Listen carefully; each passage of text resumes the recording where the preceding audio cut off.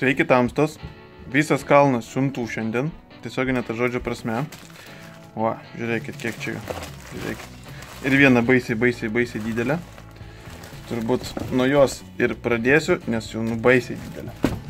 Žinau, kas čia yra, aišku. Sakiau vaikui žaidimų kilimėlį. Čia gal 2 ant 2 pločio ilgio. Baisiai didelis turi būti.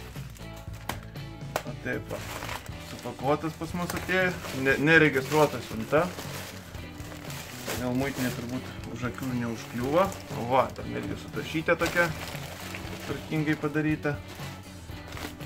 O, koksai pakuotė didelė. Turbūt persikelsiu pafilmuoti truputį kitur. Kaip jisai atrodo visas išpakuosiu. Nes čia tai nelabai ką aš jums parodysiu. Kilimėlis toksai. Bandom žiūrėti,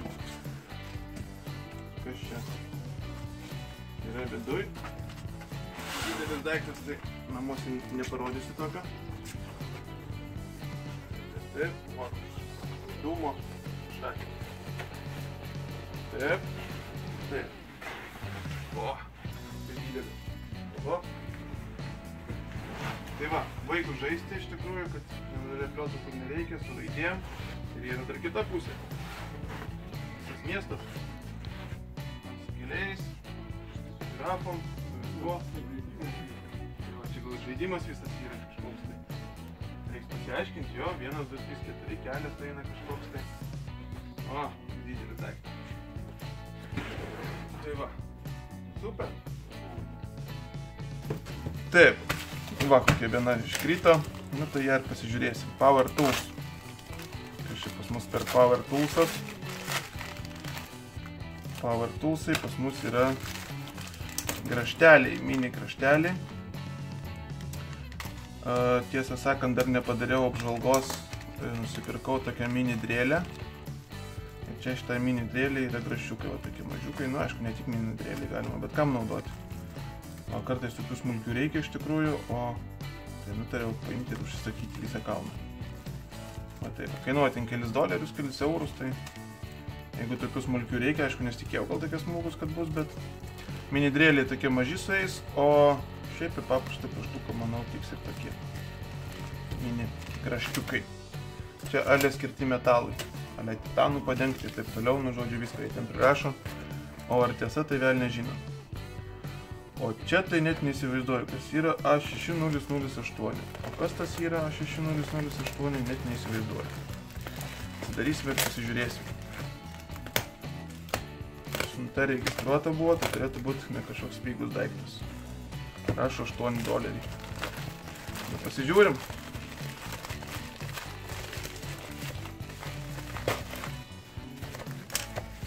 Taip.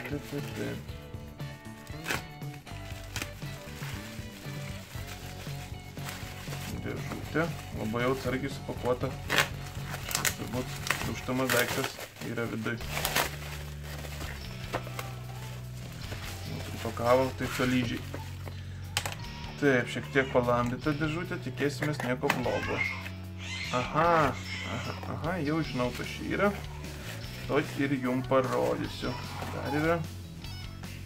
Nu va, koks daikčiukas. Taip. Ir va čia esminis jo daiktas. Čia laikiklis, va. Koks kietas daiktas. Čia yra barbecue termometras. Taip turbūt tiksliausiai. Kepsnių termometras, taip galima vadinti būtų. Va, gal šitą iš karto. Aš turiu vieną, bet jis labai toksai mane nelabai patinka. Tai nutariau nusipirkti naują. Iškart gal pabandom įdėti baterijas. Ir pasižiūrėsim, ar viskas veikia iš karto, kad jei kas būtų ką parodyti broką. Va taip, skatom. Nežinau, kas užsiemat kepsniais, mėgstat kepti didesnius, ypač gabalus mėsos, tai tai tikrai žino, kas čia yra. Kažkaip labai glausiai matosi ekranas. Kodėl tais.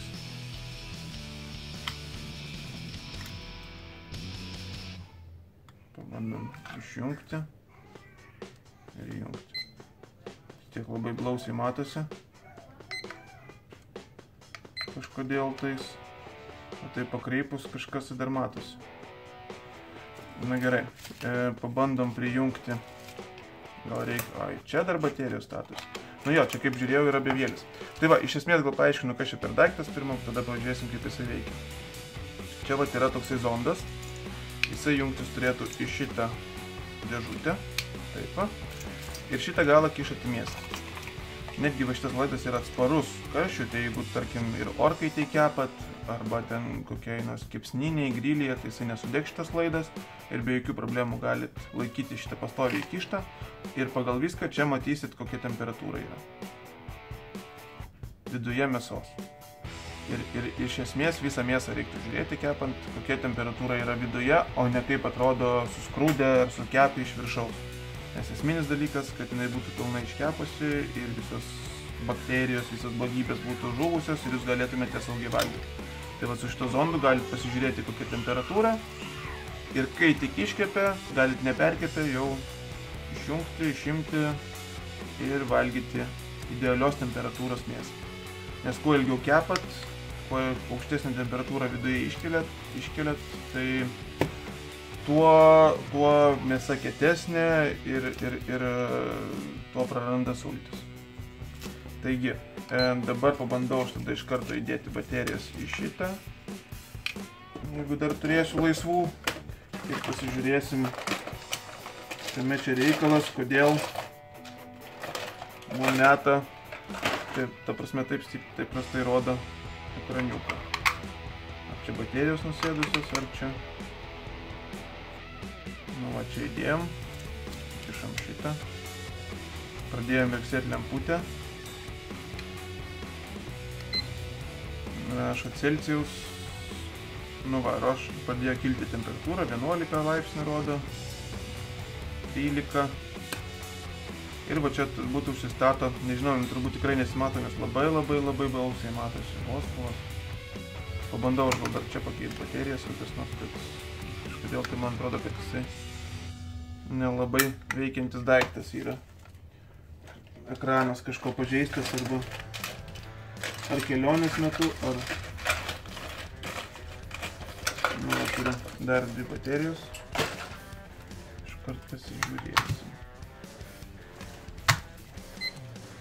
Nu, įdėjau naujas, irgi veikia, bet vėl labai blausiai rodo. Gal čia reguliuojasi, tikiuosi kažkur. Ai, va, pašvietimas yra. Bet vis tiek labai blausiai rodo. Nu, kas čia per daiktas? Turbūt ant saulės iš vis nieko nesimatys. Tai va, pradėjo gaudyti temperatūrą, 16 laipsnių rodo, biškį nusišneko. Bandom užkaitint. Turėtų bent 20 kelis parodyti. Na, žodžiu, iš esmės maždaug daiktą supratot, linką įdėsiu, aš jį galėsit pasižiūrėti, nu va, atsistojant 24, 25 kažkur tame tarpe, taip ir yra iš tikrųjų namuose, karšta šiandien. Tai va, toks daikčiukas, tikėjausi ekranas, kad geriau veiks, tai bet nemaloniai nudžiugino, taip sakant. Tai va, galima timerį užstatyti, galima va, netgi pasirinkti mėsą kokią, tarkim, aviena, hamburgeris, kiauliena, viščiukas, kalakutas, žuvis, jautiena. Nu, žodžiu, pasirenkat kokį norit mėsą, čia netgi paveiksliukai nupiešti. Tada aš manau, kad turėtų būti pasirinkimas kaip iškepta, ar gerai, ar vidutiniškai, ar minimaliai kepta. Tarkim, užsistatom jautieną. Va, ant vištienos net neduoda, ar silpnai iškepta ar ne, nes būtinai turi gerai iškepti. Tai va, ir jis automatiškai nustato, pasako, kokią reikia temperatūrą pasiekti. Ir turėtų turbūt netgi supipsėti, kada jau yra iškepus. Tai va, galima rierą pasirinkti, galima medium rierą, galima gerai iškeptą, medium, taip toliau. Tai va, tai toksai va įdomus daikčiukas, va, galima start, tai reiškiasi, startuojam kepimą, pradeda laikas eiti ir rodo temperatūrą. pasirenkam Celsių. Tai vat mums reikia pasiekti, kad medium rare iškepti, reikia 62 pasiekti. Dabar va 23 pas mane rodo. Ir eina laikas ir kyla temperatūra. Turėtų supipsėti iš tikrųjų, kai iškeps. Arba galima turbūt netgi užsistatyti laiką, kad po tam tikro laiko mums supipsėtų. Tai va, šiaip labai fainas daiktas, tik tai va tas ekranas mane liūdina. Tai nežinau, ar čia išsispręsiu su juo, ar čia surasiu kame reikalas, gal dar baterijas pabandysiu pakeisti. Vat realiai matosi va tik tai va tokių labai stiprių kampų sulenkus. Žodžiu, turbūt pats ekranas labai prastas. Tai va, toksai daikčiukas. Įdomus. Užtrukau čia šiek tiek su juo, bet labai norėjau parodyti, nes man kai patinka kepti, tai šitas daiktas yra nepamainomas. Sveiki. Pavyko pratestuoti man šitą, kaip sakant, barbecue gadgetą iki video įdėjimo, tai vat iškart pridėjau, kad matytųsi, kas per daiktas ir kas su juo yra gerai ir kas yra su juo yra blogai. Tai va, kaip rodžio meniu, tai yra viskas labai faina, viskas gražu, bet vat ekranas, tai vat, kaip matote, su pašvietimu vat tiesiai žiūri, nieko nesimato, palinki, tada matosi. Nu taip, įdomiai. Reikia žiūrėti iš viršaus, tada matosi. Jeigu tiesiai žiūri, nieko nesimato. Realiai kaip jums matosi, taip ir man matosi. Iš esmės viskas persideda labai puikiai telefonu. Tai va, pirmas toksai dalykas. Antras dalykas, na nežinau, čia tų nustatymų yra nemažai ir ant šito daikčiuko yra bent 3 nustatymai. Kažkokie tais, aš kaip suprantu, galima kelis transmiterius prijungti, nu, tos siuntėjus duomenų. Tai va, ir ką pasibandžiau, iš tikrųjų, va, pasidariau šitą ir jau kokių, nežinau, 15-20 minučių, jisai rodo 66 laipsnius, kad yra, ir pasijungiau savo senąjį termometrą, rodo 75, jis pastoviai tvarkingai kyla. O tas taip ir stovi vietoj, pajungti visi abu į vieną gabaliuką, niekas nesikeičia, tai va, tas va jau 74, o šitas kaip 76 bestas ir niekas nesikeičia. Taigi panašu, kad kažkas čia su juo yra netvarkoj. Kažkas čia grybauja. Šiaip viskas labai gražu, jeigu veiktų, tai būtų superinis daiktas. Tai va, dėja, labai gaila, kad nelabai veikia. Taigi rekomenduoti negalėčiau, žiūrėkite kitą, bandysiu šitas susigrąžinti pinigus. Taip, turim dar kelias, daug siuntelių šiandien. Gal dar kažkas įdomaus bus. O, į mano kolekciją dar vienas uodų baidytojas. Siunčiuosiu į visą kalną ir testuosiu, kas geriausia veikia lietuviškam uodam. Šitas jau, kaip suprantu, veikia atbaidančiai. Leidžia garsą kažkokį. Ir žiūrėsim, ar jisai čia bent kažkiek tai padeda kažką ar ne. Sudėsiu, kaip sakiau, visus į vieną video. Turiu ir kur tiesiog nuodų kvapus skleidžia apyrankės, turiu ir lipdukų dar turi ateiti. Tai vat, kai visus gausiu, pabandysiu ir tada padarysiu vieną bendrą video. Šiam metam nespėsit užsisakyti, bet bent jau kitiem turėsit kažkokį įsivaizdavimą, ką pirkti galima, o ką neverta. Taip, dar viena siuntelė. O, dėjo mano balionai. Pagaliau. Kam patinka mėtytis balionais vandeniu, šitą dalyką įvertins tikrai. Vasara, žodžiu, toksai metas, kai reikia tokių atrakcijų per balius kokius. Visai smagu yra. Kuo jie ypatingi? Tai va, jie turi vieną kraniuką tokį. Ir vienu metu pripilat visą kalną balioną. Čia įdedat šlangutę, nežinau, čia turbūt užsisuka dar ant kitokios šlangos, kad užsimauti. Pagal idėją pripilat ir jie patys nušoka nuo šito ir, taip sakant, galit naudoti. Tiesiog purškat ir visi pribėga, nukrenta ir iškart galit mėtyti. Žodžiu, kelių sekundžių reikalas. Ir turit kalną visų balionų, kurios galit naudoti piktais ar nepiktais kėslais. Sakant, tame fainumas visas yra. Kiek kainavo, tiesą sakant, nepasakysiu. Reikia žiūrėti, čia rašo ne šitą pakuotę jau turbūt. Čia rašo $2 vertė, bet dabar tiksliai nepasakysiu. Linką įdėsiu, galėsit pasižiūrėti tiksliau, kiek kainavo. Čia 3 yra pakai, iš viso 111 balionai. Taigi, karui pravers. Taip, dar porą siuntelių yra. Čia jau mano turbūt sauginis ekraniukas telefonui greičiausiai atėjo. Ja, taip ir bus. Stikliukai. Jo, stikliukai atėjo telefonui. Čia kolegai užsakiau, ne savo. Čia yra nuo Xcoverio 3. Prisakiau iš jų, kad būtų. Yra įdėti dust remover, va tokį užklijuoji, kad visos dulkės liktų ant šito lipduko, nu gal visai gerai padaryti. Taip, ir paskutinė siuntelė. Akiniai, kaip visa dėžė.